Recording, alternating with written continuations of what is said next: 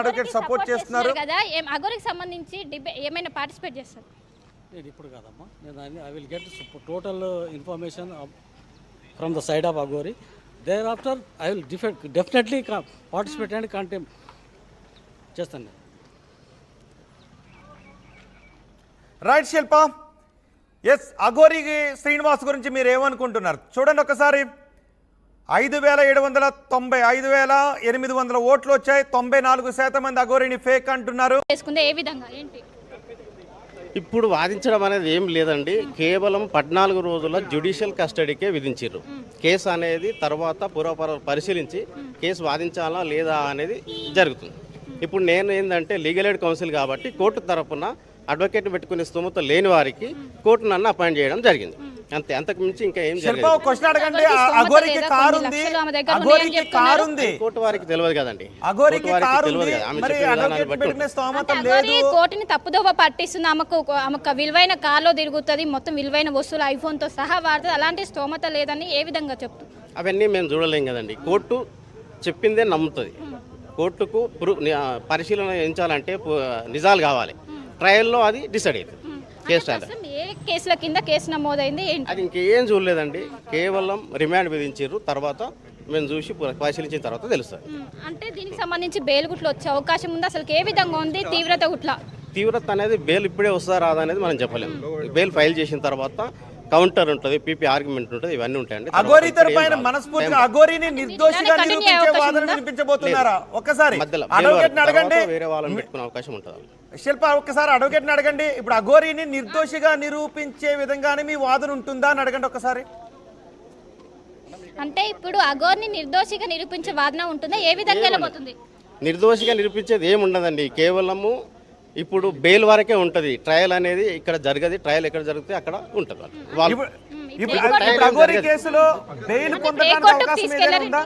ఇప్పుడు జైలుకి తీసుకెళ్ళిండ్రు. 14 రోజుల రిమాండ్ కస్టడీకి కంది జైలుకి తీసుకెళ్ళి ఉంటారు. అంతే. అంటే ఇప్పుడు ఏమైనా బెయిల్ పొందే అవకాశాలు ఏమైనా ఉన్నాయా? ఇప్పుడు ఏం లేదండి. పరిశీలించిన తర్వాత ఒక టైం పడుతుంది. టైం లోపల చెప్తాను. 14 రోజులు అయితే రిమాండ్ కస్టడీలో ఉంటుంది. అంటే లోపల ఏం చెప్పింది కోర్టు లోపల అఘోరి? నాకు అడ్వకేట్ పెట్టుకునే స్తోమత లేదు, నాకు ఒక కోర్టు నుంచి అడ్వకేట్ని అపాయింట్ చేయండి అంటే మెజిస్ట్రేట్కి అధికారం ఉంటుంది. మెజిస్ట్రేట్ గారు నాకు అపాయింట్ చేయడం జరిగింది. పోలీసులు ప్రిలిమినరీ వాదిస్తున్నారా ఏంటి? ఇష్టం అనేది లేదమ్మా. ఎవరైనా కోర్టు అడ్వకేట్ కొన్ని రోజుల నుంచి అఘోరి వ్యవహారం చూస్తున్నాము. మొత్తం చాలా మంది అటు సామాన్యులను కావచ్చు ఏముండదు. కోర్టులో ఎవరికైనా అడ్వకేట్ పెట్టుకునే స్తోమత లేకపోతే వాదించే హక్కు కోర్టుకుంటారు. కోర్టు తరఫున మనం వాదించే అధికారం ఉంటుంది. అంతే. సో చివరిగా ఏం చెప్పాలనుకుంటారు? ఈ ఎంటైర్ ఇష్యూ గురించి కూడా ఒకవైపు పోలీసులు కావచ్చు అందరికి తలనొప్పిగా మారింది.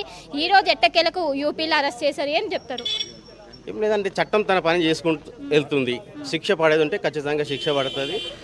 తప్పు చేసిన వాళ్ళు శిక్ష అనుభవించక తప్పదు. అంటే యాజ్ అడ్వకేట్ గా మీరేం చెప్తారు?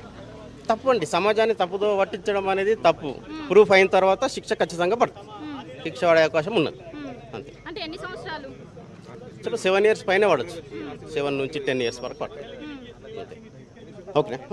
సో మొత్తం మీద దాదాపు 7 years శిక్ష పడే అవకాశం ఉన్నట్లు ఒకవైపు అడ్వకేట్ చెప్తున్నారు.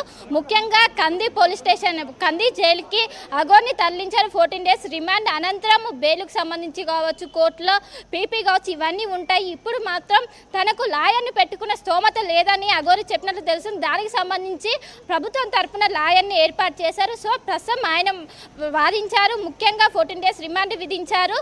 కానీ ఒకవైపు కేసుల తీవ్రత అనేది సెక్షన్ల తీవ్రత అనేది ఎక్కువగా ఉంది. దాదాపు 7 సంవత్సరాల శిక్ష పడే అవకాశం ఉన్నట్లు కూడా ఒకవైపు లాయర్ చెప్తున్నారు. మొత్తం మీద ఎట్టకేలకి ఈ రోజు పోలీసులు అదుపులోకి తీసుకొని ఈ రోజు రిమాండ్ విధించారు. 14 days వరకు కంది జైల్లోనే అఘోరి ఉండనున్నారు. దాని తర్వాత బెయిల్కి అప్లై చేశారా, దీనికి సంబంధించి ఎట్లా మూవ్ అవుతుంది, న్యాయపరంగా ఎలా పోరాడుతుంది అనేది కూడా ప్రస్తుతం అయితే ఒక సస్పెండ్గా మారింది. మొత్తం మీద ఈ రోజు పోలీసులు అయితే దీనికి సంబంధించి పులిస్ స్టాప్ పెట్టారు. ఇంకోటి వర్షిని ఎక్కడ ఉందని కూడా ప్రస్తుతం దీనికి సంబంధించి అందరూ ఆరాధిస్తున్నారు. దీనికి సంబంధించి అఘోరికి మాత్రమే తెలుసు వర్షినికి సంబంధించినటువంటి ఇన్ఫర్మేషన్.